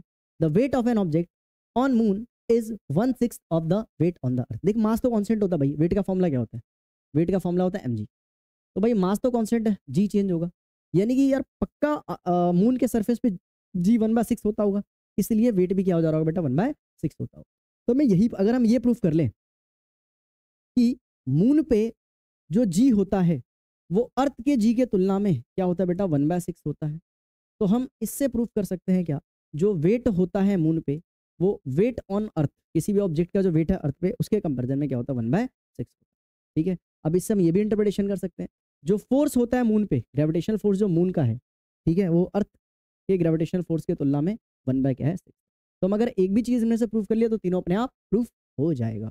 तो बस यही हमारा मकसद है, तो शुरू करते हैं इस मकसद को पूरा करना। The weight of an object on the moon is 1/6 of the weight on the earth. अब कैसे करें कैसे करें कैसे करें, तो सुनो, पहले अर्थ के लिए इक्वेशन बना लो, फिर मून के लिए बना लो, दोनों को डिवाइड कर लो, रिलेशन आ जाएगा, है ना। तो सबसे पहले हम अर्थ के लिए करने हैं, ठीक है, ये अर्थ है ना, ये अर्थ है, अर्थ वाले को ग्रीन से सॉल्व करते हैं। ये हमारे पास अर्थ हो गया भाई, सेंटर हो गया, इसका रेडियस आर हो गया। एक बार अर्थ के सरफेस पे हमने ऑब्जेक्ट को रखा जिसका मास m है, तो यहाँ पे इसके ऊपर फोर्स लगेगा, इस फोर्स का फॉर्मूला क्या आ गया भाई, इस फोर्स का फॉर्मूला क्या आ गया, जी एम अपॉन में आर स्क्वायर। याद रहिएगा, या अच्छा एक इस ऑब्जेक्ट के मास से भी तो मल्टीप्लाई करेंगे, तो ये जो फोर्स का फॉर्मूला आया है ये अर्थ के लिए, इसको फर्स्ट इक्वेशन मान। तो यहाँ पे मास भी अर्थ का है और रेडियस भी अर्थ का लेंगे, क्लियर है, कोई दिक्कत वाली बात। चलो नेक्स्ट इक्वेशन बात कर रहे हैं, इस सेम ऑब्जेक्ट को हम उठा के लेके जा रहे हैं मून पे, सेम ऑब्जेक्ट को हम उठा के लेके जा रहे हैं मून पे, ठीक है। तो ये मान के चलो हमारा मून है, मून है, ठीक है, मून का रेडियस को मैं स्मॉल आर मान ले रहा हूँ, है ना, स्मॉल आर मान ले रहा हूँ। अच्छा यहाँ पे ऑब्जेक्ट को रखा, सेम ऑब्जेक्ट है, उसका मास भी एम है, तो मून भी इसके ऊपर ग्रेविटेशन फोर्स लगाएगा। तो मून द्वारा जो ग्रेविटेशनल फोर्स है उसका फॉर्मूला क्या आ गया, जी तो हर जगह सेम रहेगा। यहाँ पे मास ऑफ मून लेना है, अच्छा मास ऑफ मून को मैं क्या कर दूँ, एम डैश ले ले रहा हूँ, ठीक है, एम डैश, और मास ऑफ ऑब्जेक्ट मेरे पास एम था, नीचे में आर का स्क्वायर हो गया। तो ये ग्रेविटेशनल फोर्स लगा उस ऑब्जेक्ट पे जो हमारा एम मास का ऑब्जेक्ट था, उस पर इतना है। एक फैक्ट का इस्तेमाल करना पड़ेगा हमें, क्या फैक्ट का हमें ये इस्तेमाल करना पड़ेगा, जो मून का मास होता है, ये ऐसे मान लो, जो अर्थ का मास होता है वो 100 गुना होता है, वो 100 टाइम्स होता है मास ऑफ द मून के। जो अर्थ का मास है बेटा, जो अर्थ का मास है वो 100 गुना होता है, किसके, मून के मास। अच्छा, सेकंड, जो रेडियस है अर्थ का वो 4 गुना है रेडियस ऑफ मून के। जो रेडियस है अर्थ का वो 4 गुना है किसके? रेडियस ऑफ मून के। तो भाई हम ऐसे भी कर सकते हैं, इसकी वैल्यू को उठा करके हम यहाँ पे पुट कर सकते हैं। तो इसकी वैल्यू को क्या करेंगे? Put in equation first. तो देखो भाई, एफ ई की वैल्यू कितनी आ गई बेटा? G capital M small M, अच्छा सॉरी, मास ऑफ अर्थ के जगह पे मैं क्या लिख सकता हूँ? 100 times mass of moon. Into में मास ऑफ ऑब्जेक्ट तो मेरे पास पहले से ही था, तो वहाँ पे लिख दो भाई, मास ऑफ ऑब्जेक्ट तो मेरे पास पहले से ही था। ये ऐसे कर इसको कैंसिल आउट कर दे, क्या कुछ चीज़ें कट रही हैं यहाँ पे, जी से जी कट जाएगी, एम से एम। एक काम करते हैं, पहले ना इसको कैंसिल आउट कर देते हैं, देन बाद में हम वैल्यू पुट करेंगे, ठीक है? बाद में हम वैल्यू पुट करेंगे इसमें। चलो पहले हम क्या कर देते हैं, पहले और दूसरे इक्वेशन को डिवाइड कर रहे हैं। यहाँ पे हम क्या कर रहे हैं बेटा? Divide divide divide equation first and second. First और सेकंड इक्वेशन को अपन लोग डिवाइड करने वाले, तो कर लेते हैं। एफ ई बराबर capital G M small M R का स्क्वायर, और इसको डिवाइड कर रहे हैं फोर्स ऑन मून। कितना हो गया भाई? G M dash M upon में आर स्क्वायर। ये जी ने जी को मार दिया, स्मॉल एन ने एम ने स्मॉल एम को मार दिया, ठीक है? तो यहाँ पे बचा क्या? यहाँ पे बचा क्या? सिर्फ mass of earth, radius of square earth का। इसको ऊपर लेके जाते हैं, मल्टीप्लाई होता है ना, तो नीचे वाला ऊपर चला जाता है बेटा, और ऊपर वाला कहाँ आ जाता है बेटा? नीचे आ जाता है। क्लियर है? तो रेडियस के साथ रेडियस रखूंगा मैं, मास के साथ मास रखूंगा। तो भाई एफ ई, एक काम करते हैं, एक और स्लाइड ले लेते हैं, जगह है यहाँ पे, नया स्लाइड ऐड करना पड़ेगा। चलो, तो यहाँ पे ऐसा कर रहे हैं हम क्या, कि mass of sorry force, gravitational force on earth upon में ग्रेविटेशनल फोर्स ऑन मून, ठीक है? ऊपर में क्या है भाई? यहाँ पे एम अपॉन में एम, कैपिटल एम अपॉन में स्मॉल एम, और इनटू में आर स्क्वायर अपॉन में कैपिटल आर स्क्वायर। देखना यही है, बिल्कुल यही है, आर स्क्वायर और ये कैपिटल आर स्क्वायर। अब उस फैक्ट का इस्तेमाल करते हैं जरा, क्या, कि जो अर्थ का मास होता है वो 100 गुना होता है मून के मास के। अर्थ का जो रेडियस होता है वो 4 गुना होता है किसके? मून के रेडियस के। अब जरा इस वैल्यू को इसमें पुट करो, तो एफ ई अपॉन में एफ एम बराबर बराबर यहाँ पे एम के जगह पे 100 एम आ जाएगा, मास ऑफ मून, और नीचे वाला एम डैश तो सेम रहा, इनटू में आर स्क्वायर सेम रहेगा, कैपिटल आर की जगह पे 4r का स्क्वायर हो जाएगा। अब जरा देखो, एम डैश ने एम डैश को काट दिया, इसको हमने सॉल्व करा तो यहाँ पे 100 हो गया, 100 हो गया, आर स्क्वायर हो गया, और नीचे में तो एम कट गया, यहाँ पे 4 का स्क्वायर 16 हो गया, और आर स्क्वायर, यहाँ पे आर स्क्वायर ने आर स्क्वायर को भी क्या कर दिया? मार दिया भाई, ठीक है? तो फोर्स ऑन अर्थ अपॉन में फोर्स ऑन मून का जो रेशियो आया है, ये भाई 100 को 16 से डिवाइड करोगे, 100 को 16 से डिवाइड करोगे तो अप्रोक्सीमेटली 6 आएगा। वैसे पॉइंट में आएगा वैल्यू, ठीक है, बट अप्रोक्सीमेटली इसको क्या मान लेनी बेटा? 6 मान लेनी है, ठीक है? अप्रोक्सीमेटली क्या मान लेनी बेटा? 6 मान लेनी है, ठीक है? 6 मान लेनी है। यानी देखो साफ साफ यहाँ से मेरे पास रिजल्ट आ चुका है। जो ग्रेविटेशनल फोर्स होता है अर्थ पे, किसी भी ऑब्जेक्ट पे जो अर्थ ग्रेविटेशनल फोर्स लगाता है, वो मून के, इसको क्रॉस मल्टीप्लाई करो, मून के द्वारा लगाए गए ग्रेविटेशनल फोर्स के 6 टाइम्स होता है, ठीक है? या इसको ऐसे लिख सकते हो, एफ एम जो है, ठीक है, वो 1/6 होता है फोर्स ऑन अर्थ के, 1/6 होता है, ठीक है? तो यहाँ पे हम सारी चीज़ को वैलिड करवा सकते हैं। ये जो जी है मून का, वो क्या होगा? अर्थ के जी के क्या होगा बेटा? 6 टाइम्स होगा, मतलब 1/6 टाइम्स होगा, ठीक है? ऐसी वेट किसी भी ऑब्जेक्ट का अर्थ पे जो होगा, ठीक है, या मून पे जो होगा वो अर्थ पे जो वेट होगा उसका क्या होगा बेटा? 1/6 टाइम्स होगा, यानी 6 टाइम्स कम होने वाला है, ठीक है? अब एक क्वेश्चन लेने वाले हैं, एक छोटा सा क्वेश्चन है। छोटा सा क्वेश्चन क्या है बेटा? कि मान लो कोई एक बंदा है, ठीक है, जो पृथ्वी पे उसका जो मास है, कितना ले ले, या कोई एक ऑब्जेक्ट ले लेते हैं, है ना, बंदा का मास इतना कम कैसे हो सकता है? कोई मेरे पास ऑब्जेक्ट है, इसका अर्थ पे जो मास है वो कितना बेटा? 6 kg है, ठीक है? अर्थ पे मास कितना बेटा इसका? अर्थ पे मास 6 kg है। तो आपको निकालना है क्या? Find mass and weight weight on moon, ठीक है? मून पे इसका वेट और मास निकालना है। तो देख भाई, पहली बात तो ये कि मास तो दोनों के सेम रहेगा। मून पे भी मास क्या रहेगा? सेम रहेगा, मास सेम रहेगा, कितना होगा? 6 kg होगा। हाँ वेट अलग हो जाएगा। पहले अर्थ पे वेट निकालते हैं। अर्थ पे वेट कैसे निकलेगा, तो यहाँ पे वेट निकाल लो, mg, मास 6 है। अच्छा जी को मैं 10 ले रहा हूँ, तो क्या आ जाएगा बेटा, 60 न्यूटन। ठीक है, तो इस बंदे का मतलब ये जो ऑब्जेक्ट है उसका अर्थ पे जो वेट आया, अर्थ पे जो वेट आया कितना बेटा, 60 न्यूटन है। तो मून पे कितना हो जाएगा, तो इस बंदे का यानी कि इस ऑब्जेक्ट का मून पे जो वेट आने वाला है वो अर्थ पे जो वेट आया उसका उसका 6 टाइम्स कम होगा, यानी 1/6 होगा। तो यहाँ पे 60 था, 6 से डिवाइड कर लो, यानी जो सेम ऑब्जेक्ट पृथ्वी पे 60 किलो का 60 न्यूटन का था, वो सेम ऑब्जेक्ट मून पे कितना हो जाएगा, मून पे कितना हो जाएगा बेटा, मून पे कितना हो जाएगा, 10 न्यूटन का हो जाएगा। ठीक है, 6 टाइम्स डिक्रीज हो गया। ठीक है, आई होप आपको समझ में आ गया होगा मास वेट का कहानी, और इस पर कुछ क्वेश्चन देखे हमने।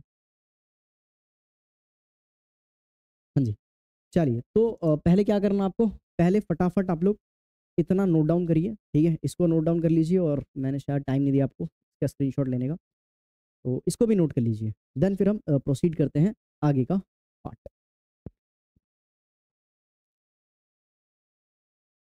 सो अगर आपने नोट कर लिया देन फिर हम आगे पढ़ना स्टार्ट कर रहे हैं। ठीक है, चलिए अब हम बस चैप्टर 1 खत्म होने वाला 10 मिनट में, थोड़ा सा धैर्य रखें। और तो भाई अब जो हमारा चैप्टर स्टार्ट होने वाला है वो, एक तो इस चैप्टर में ग्रेविटेशन है और दूसरा फ्लोटेशन है। ठीक है, तो वो वाला पार्ट स्टार्ट होने वाला है जिसमें हम आर्किमिडीज प्रिंसिपल, प्रेशर, इन सब के बारे में पढ़ते हैं।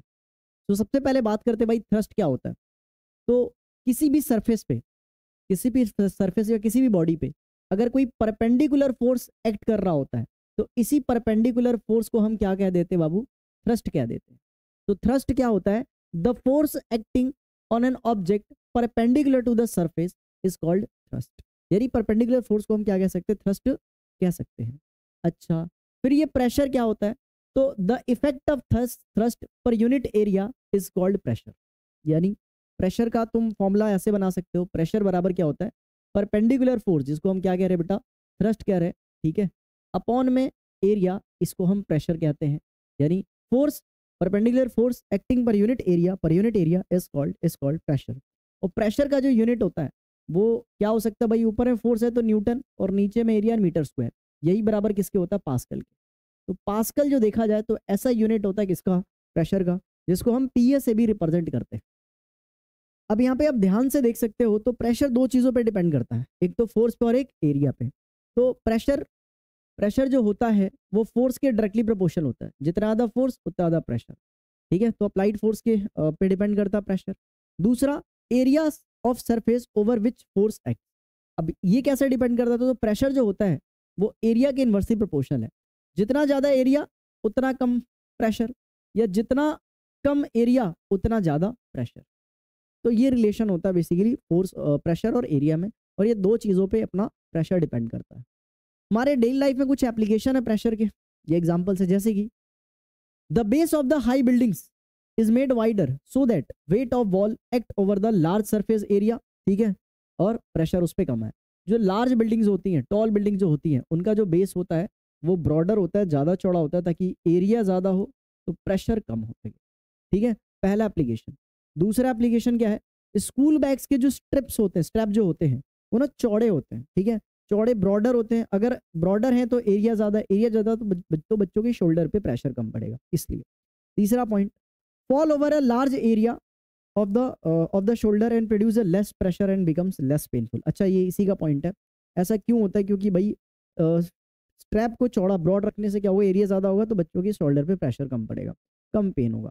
Third point, the blades of the knifes, जो नाइफ्स का ब्लेड होता है उसे शार्प बनाया जाता है। शार्प क्यों बना रहे, ताकि एरिया कम कर सके। एरिया कम करेंगे तो छोटा सा फोर्स, कम फोर्स लगाओगे तो प्रेशर ज़्यादा लगेगा। ठीक है, तो एरिया कम तो प्रेशर ज़्यादा लगेगा। ठीक है, अच्छा अब बात करते हैं, क्या ये इसी का, ये गलती से टिक लग गया यहाँ पे।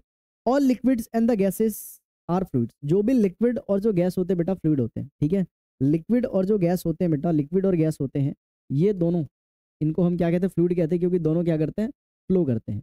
और जब फ्लूइड किसी पे प्रेशर लगाता है, ठीक है, तो उसी को हम क्या कह देते हैं, ड्रैग कह देते हैं बेटा। क्या कह देते हैं, ड्रैग। ये इसको फ्लूइड फ्रिक्शन कहा जाता है। ठीक है, अच्छा एक चीज़ ये है क्या, कि फ्लूइड जो होता है ना वो भी प्रेशर एक्सर्ट करते हैं। और मजे की बात है क्या, कि ये they exert pressure in all direction. हर दिशा में सेम प्रेशर अप्लाई करते हैं। कौन, फ्लूइड, यानी कि तुम्हारे एयर और लिक्विड। ठीक है, गैस और लिक्विड हो गए।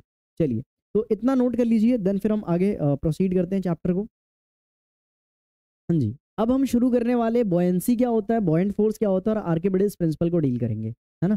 चलो, तो भाई बॉयंसी क्या होता है, तो बॉयंसी बेसिकली एक ऐसा फिनोमिना है जब हम किसी भी, या तो हम खुद पानी में कूदते हैं, मतलब स्विमिंग पूल वगैरह में ऑब्वियसली गए हो गया, तो जब भी हम स्विमिंग पूल में कूदते हैं फिर नदी में कूदते हैं ना, तो ऐसा लगता है कि हम पे ना कोई ऊपर की तरफ फोर्स लगा रहा है। तो यही जो अपवर्ड फोर्स होता है, जो फ्लूइड यानी कि लिक्विड और गैस लगाता है हमारे ऊपर, इसी अपवर्ड फोर्स को, अप थ्रस्ट को हम क्या कहते हैं, बॉयंट फोर्स कहते हैं। और इस प्रिंसिपल को बॉयंसी कहते हैं। सो बॉयंसी होता क्या है, the upward force experienced bye an object when it is emerged into a fluid is called buoyant force, is called buoyancy. इसी को बॉयंसी कहते हैं, जो फोर्स लगता है उसको बॉयंट फोर्स कहते हैं, ठीक है। और ये एक्ट करता है अपवर्ड डायरेक्शन, ऊपर की तरफ एक्ट करता है, और ये किस पर डिपेंड करता है, density of fluid and volume of object immerse in the liquid. उस ऑब्जेक्ट का वॉल्यूम क्या है और फ्लूइड की डेंसिटी क्या है, मतलब नेचर ऑफ फ्लूइड पे डिपेंड करता है। सो बेसिकली अगर आप किसी भी फ्लूइड में किसी ऑब्जेक्ट को इमर्ज करोगे, पार्शली या फुल्ली, ठीक है, या तो पार्शली इमर्ज कर दो या फुल्ली इमर्ज कर दो, तो उस ऑब्जेक्ट पे बेटा जी, उस ऑब्जेक्ट पे एक ऊपर की तरफ फोर्स लगता है। इस फोर्स को हम क्या कहते हैं, इस फोर्स को ही हम बॉयंट फोर्स कहते हैं। क्या कहते हैं, इसी फोर्स को हम बॉयंट फोर्स कहते हैं। और इस फिनोमिना को हम बॉयंसी कहते हैं। इस फिनोमिना को हम क्या कहते हैं बेटा, बॉयंसी कहते हैं, जो अपवर्ड फोर्स हम एक्सपीरियंस करते हैं, ठीक है। अब इसी पे बेस्ड है आर्किमिडीज प्रिंसिपल। या आर्किमिडीज प्रिंसिपल इसके बारे में बताता है। आर्किमिडीज प्रिंसिपल क्या बताता है भाई, आर्किमिडीज प्रिंसिपल ये बोलता है, it state that when a body is emerged fully और पार्शियली, अगर किसी बॉडी को फुल्ली या पार्शियली फ्लूइड के अंदर इमर्ज करवाते हैं, तो वो बॉडी एक्सपीरियंस करती है अपवर्ड फोर्स को, यानी कि बॉयंट फोर्स को। बॉयंट फोर्स को मैं यू से रिप्रेजेंट कर रहा हूँ। बॉयंट फोर्स एक तरह से एक्सपीरियंस करती है। ये बॉयंट फोर्स इक्वल होता है weight of the fluid displace by the body, या weight of the fluid displace by it.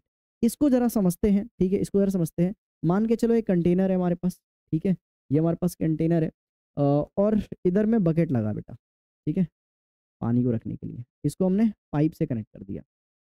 चलिए, अब हम क्या करने वाले हैं, इसमें फ्लूइड भरा हुआ ऑब्वियसली, है ना।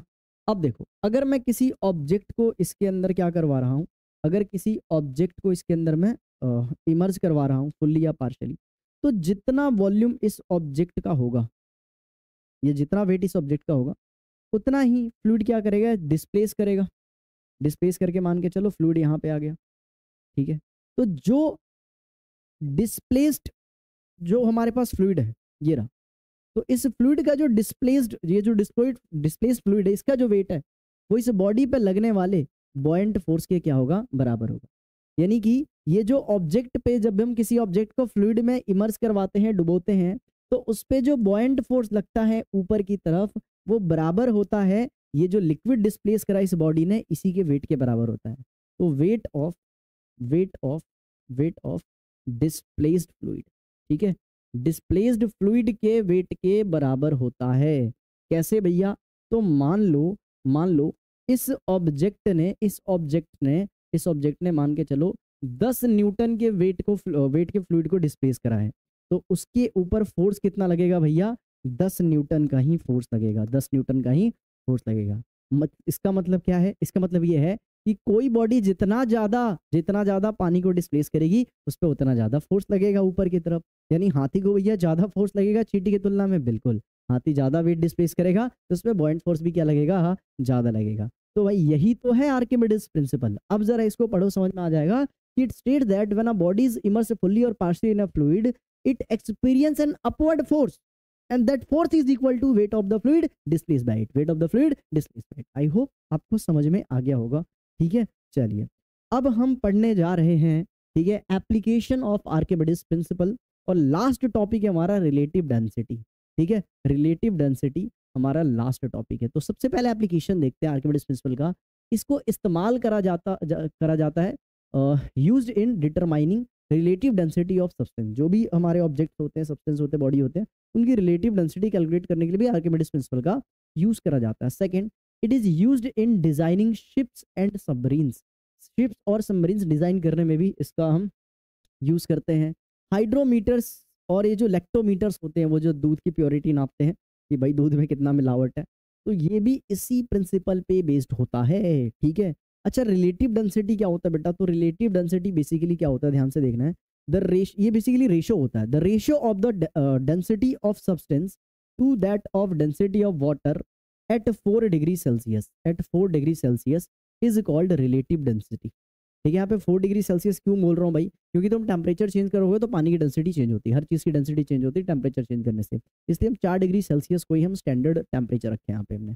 ठीक है, तो रिलेटिव डेंसिटी बेसिकली क्या होता है, ये रेशो होता है, ये रेशो होता है density of any substance, density of any substance to the density of water, to the density of water at 4 degree Celsius.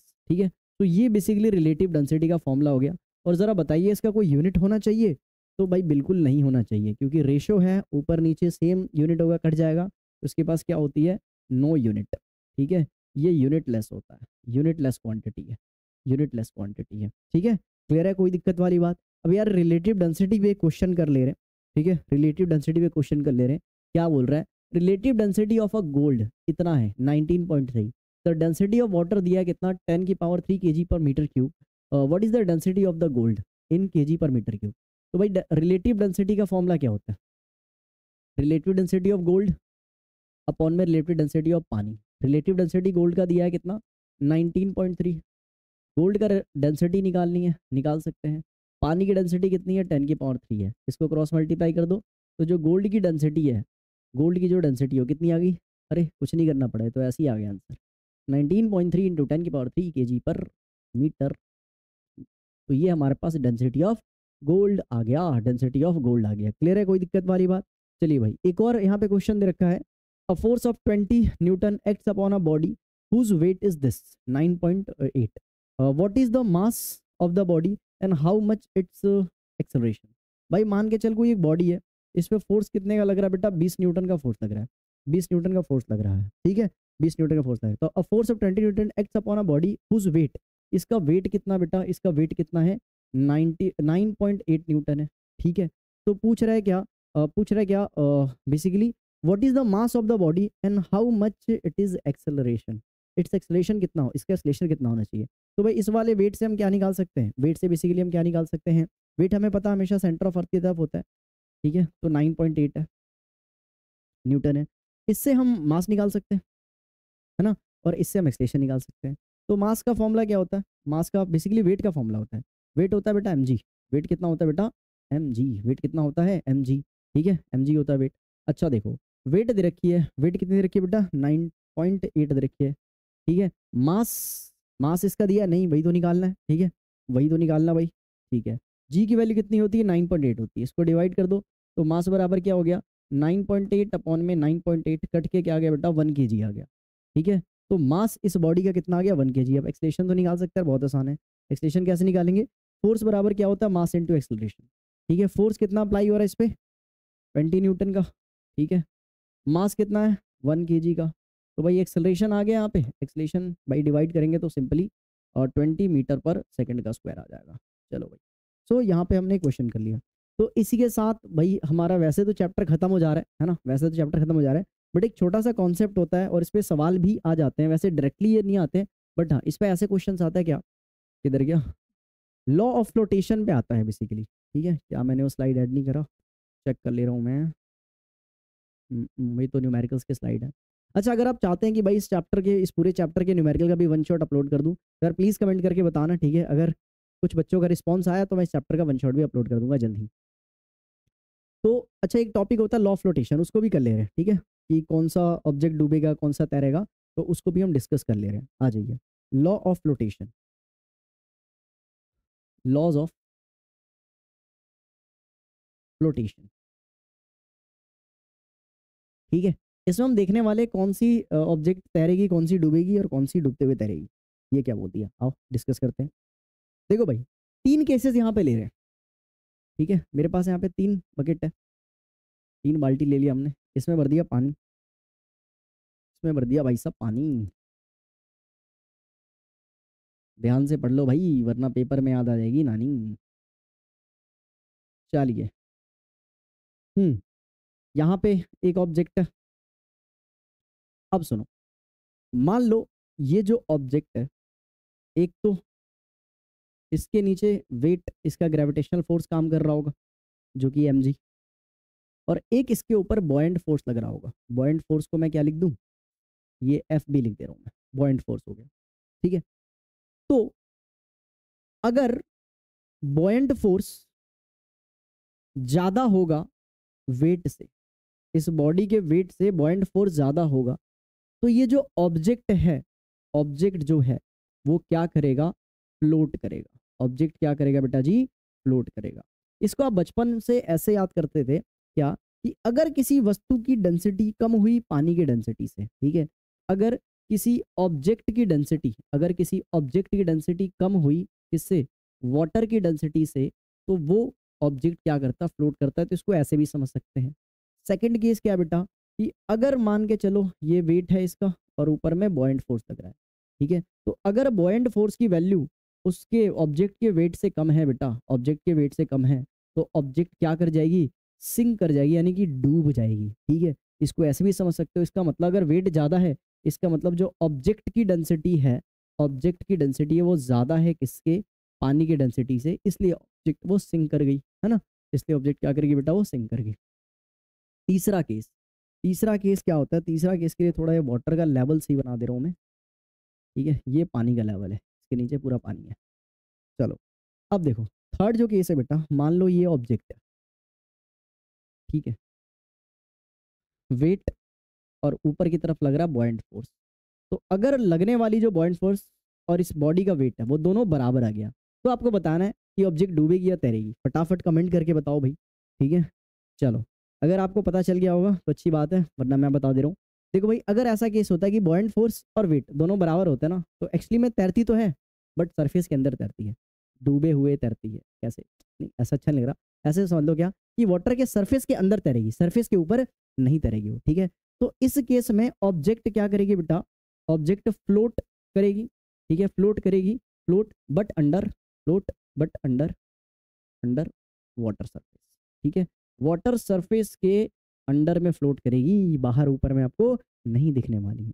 तो यहाँ पे भाई मेरे तरफ से इस चैप्टर का हो गया है दी एंड। ठीक है, अगर ये लेक्चर आपको पसंद आ गया होगा, आया होगा, या फिर अगर थोड़ा भी अगर यूजफुल लगा होगा, तो यार कमेंट करके बता देना, ताकि लगे कि यार कहीं तो मैं अच्छा एफर्ट कर रहा हूँ या फिर किसी के काम आ रहा हूँ। ठीक है, बाकी अगर लेक्चर अच्छी लगी होगी तो यार अपने दोस्तों को भी शेयर कर सकते हैं। इसी के साथ मिलते हैं नेक्स्ट लेक्चर में, टिल देन बाय। और हाँ, वो जरूर बताना कि अगर आपको न्यूमेरिकल का वन शॉट चाहिए तो कमेंट करके बता देना, इसका वन शॉट भी डाल देंगे न्यूमेरिकल्स के।